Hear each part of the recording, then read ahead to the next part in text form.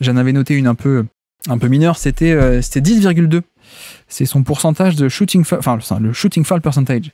Donc qu'est-ce que c'est? C'est le nombre de fautes provoquées pendant une tentative de tir. Et bon, on va pouvoir en parler plus généralement du joueur Jalen Johnson qu'on adore tous les deux. Mais pourquoi est-ce que j'ai noté ça? C'est parce que c'est dans le 39e centile à son poste, donc à peine mieux que 39% à son poste, ce pourcentage de fautes provoquées pendant des tirs. Et pour dire, c'est au niveau de Trey Lyles, par exemple, de Darius Saric, de Diop Reese aussi, le fameux chouchou de FD, mais qui est surtout un mec qui fait du pick and pop. Bref, c'est quand même pas top, et je voulais aussi en parler parce que, d'ailleurs, au niveau des bigs, seulement des bigs en NBA sur cleaning the glass, il est 50e sur 71, sur ce côté, provocation de faute, ou alors pas provocation de faute, justement, 50e plus gros total sur 71, donc pas tant que ça de fautes provoquées.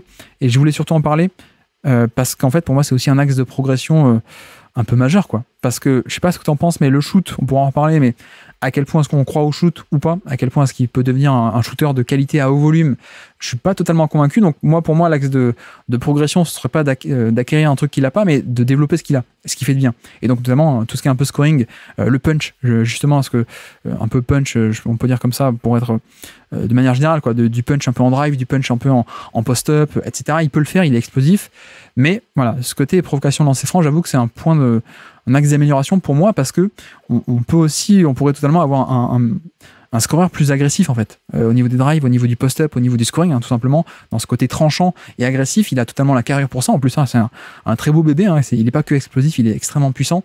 Donc pour moi, c'est un peu, je sais pas toi ce que tu en penses là-dessus, sur le scoring, sur le passing, sur le shoot, à quel point c'est vrai ou pas. Enfin, tu peux nous parler de Jalen Johnson, mais voilà, je voulais aussi parler de ça parce que ça peut être aussi une des manières de progresser. C'est pas d'inventer un shoot sorti de nulle part, mais plutôt peut-être d'être encore meilleur sur ce qu'il fait déjà de bien, quoi. Ouais, moi j'avais remarqué ce problème-là, mais d'une autre manière. C'était parce que j'ai trouvé qu'il s'était éloigné au cercle un petit peu cette saison.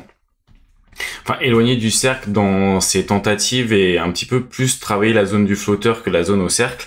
Et du coup, je pense que c'est aussi une conséquence, du coup, le fait qu'il ait moins provoqué de fautes cette saison que l'année dernière.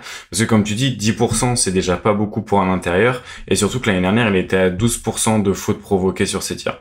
Donc, t'as déjà ce truc-là qui est pas très très bon pour un joueur intérieur et qui est en plus en diminution. Et à côté de ça, t'as la fréquence sur le short mid qui a vraiment augmenté et la fréquence au cercle qui a diminué. Et je suis pas sûr que ce soit l'angle de progression qui fonctionne le mieux, entre guillemets, pour gagner en efficacité. Donc après, est-ce que c'était pas aussi un peu du laboratoire, et peut-être qu'aussi les défenses l'ont mieux défendu et lui ont mieux coupé l'accès au cercle, ce qui est aussi possible. Sur le shoot, moi j'y crois pas trop. Je pense que si il peut rester à autour des 35% sur le volume qu'il a actuellement, ça peut en faire un stretch big un petit peu, mais ce sera jamais une menace. Mais par contre, ça peut être un intérieur que si tu décides de le laisser tout seul, tu prends un risque. Et en plus, tu prends le risque parce que au-delà du fait que dans le périmètre, il puisse shooter à 3 points, il va pouvoir créer. Et c'est un très très bon connecteur. Et moi, c'est un truc que j'ai encore plus remarqué cette saison, c'est la rapidité et la qualité des lectures sur short roll. D'ailleurs, son ratio de playmaking a un peu augmenté. Il est passé de 0,69 à 0,84. Donc c'est un des intérieurs qui génère le plus de jeux pour les autres, en tout cas, et qui est pas seulement à la finition. Et pour moi, ça c'est l'autre angle de progression à continuer d'appuyer dessus, c'est la création pour les autres sur short roll dans le rôle de connecteur. Mais clairement, j'aimerais le voir plus sur du post-up. J'ai regardé un peu les stats de post-up, il y a pas un gros volume, il y a pas non plus une grosse efficacité. Comme tu as dit, il va pas beaucoup au lancer franc, il va moins au cercle qu'avant. Donc ça serait bien de pas trop s'éloigner de ça si j'étais le développement en tout cas des Hawks, et continuer à travailler ce playmaking, peut-être aussi sur le post-up, lui donner plus de possession au post-up pour qu'il puisse utiliser aussi son passing et sa lecture de jeu dessus. Et pour finir sur ses lectures de jeu et sa vision, je trouve que là où ça se voit le plus, c'est en transition, où il trouve énormément ses coéquipiers, et c'est un très bon joueur de transition à la finition, mais aussi dans la création pour autrui. Ouais. Non, mais effectivement, alors, après, on dit pas que c'est pas bien. Si il peut ajouter un shoot, ce serait génial. C'est juste que c'est peut-être un peu improbable. C'est pas tant, c'est pas en mode, il faut, voilà, c'est ça, mais c'est pas tant, il faut pas développer comme ça. Si, tu peux tenter. C'est juste que la probabilité qu'il devienne un shooter de très haut niveau à haut volume, je pense qu'elle est assez faible. Donc, pour moi, c'est pour ça aussi que une des manières aussi de développer et de passer des steps, c'est de t'en renforcer là où t'es déjà aussi fort, quoi. Parce que le shoot, si ça tombe, tant mieux. Mais on n'a pas quand même pas des indicateurs qui sont géniaux depuis quelques saisons. Comme tu dis, au moins, 35% sur 3 tentatives à 3 points. T'es respecté au moins un peu sur une majorité de matchs de saison régulière. Ce sera pas le cas en playoff, mais t'as déjà ça. Mais par contre, ce qui est intéressant, c'est qu'avec son passing, en fait, tu peux créer du spacing sans shoot. En fait, puisque si tu es le joueur qui a la balle, tu ne fais pas partie du spacing, très, très simplement. C'est un peu Bam Adebayo à Miami, par exemple. Hein. Mais voilà, t'es un peu ce côté où si c'est toi le passeur et qu'avec la balle, t'es capable de tenir dans le périmètre, le spacing est là, quoi, parce que t'es pas sous le panier à attendre sans ballon, quoi. Donc pour moi, il y a aussi ce côté-là de développement potentiel. Et c'est peut-être aussi pour ça que libérer un peu, de plus avoir des jeunes téméraires, ça va peut-être aussi permettre et ouvrir de la place à ça, c'est-à-dire à un Jalen Johnson beaucoup plus créateur, beaucoup plus initiateur d'action. Alors peut-être pas 14 post-up par match, mais justement des séquences où il est en tête de raquette, des séquences en 5-out, donc où il est carrément en plein centre du terrain avec des cuts d'un côté et de l'autre où il peut faire le passeur, etc., etc.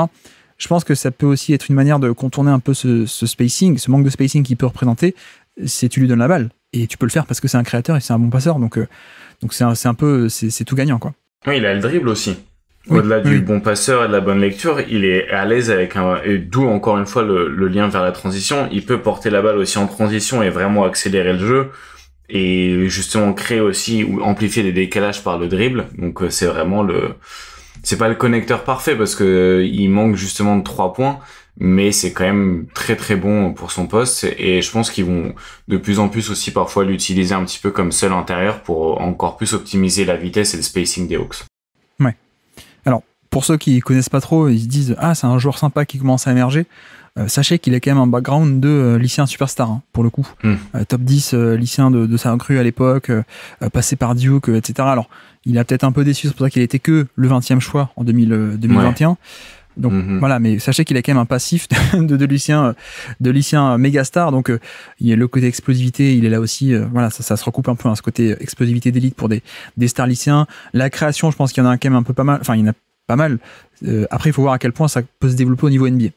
Et c'est un peu pour moi toute la question, c'est à quel point est-ce qu'il peut prendre un volume de scoring. À mon avis, c'est est-ce que ça va rester le scoreur à 14, 15, 16 points par match, ou est-ce qu'on peut faire un vrai step-up, et est-ce qu'on peut avoir un vrai créateur de jeu et scoreur un peu, non pas implacable, mais à gros volume et à bonne efficacité. Ce sera un peu le point de bascule de son profil pour moi. Mais comme dit, hein, on fait le bilan 2024, mais on ne peut pas s'empêcher de se projeter vers le 2025 et de voir cette future raquette avec Riz Haché et les possibilités qu'on peut faire en termes de passing, de spacing, d'organisation. Ça peut être pas mal. Donc voilà, Jalen Johnson, tous les deux on adore. Je pense qu'on a déjà beaucoup parlé cette saison dans l'hebdo de toute façon, sans aucun doute.